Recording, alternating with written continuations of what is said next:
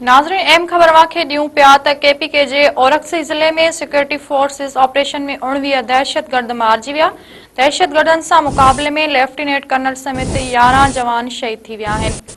ISPR मुताबिक़ security forces जे इतलाह ते operation 7 ऐं 8 अक्टूबर जे विच वारी राति कयो, जंहिंमें lieutenant colonel Junaid Arif, major Tayyab Rahat, फौजी जवान तुफेल आकिब ऐं ज़ाहिद समेत 11 बहादुर जवान भी शहीद थी विया।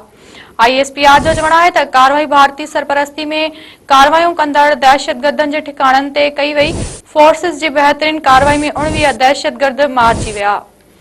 नाज़रीन हिकु भेरो ॿी ब्रेकिंग न्यूज़ अव्हांखे ॿुधाए रहिया आहियूं त केपीके जे औरक्सी ज़िले में सिक्योरिटी फोर्सिस ऑपरेशन में 19 दहशतगर्द मारिजी विया। दहशतगर्दनि सां मुक़ाबले में लेफ्टिनेंट कर्नल समेत 11 जवान शहीद थी विया आहिनि।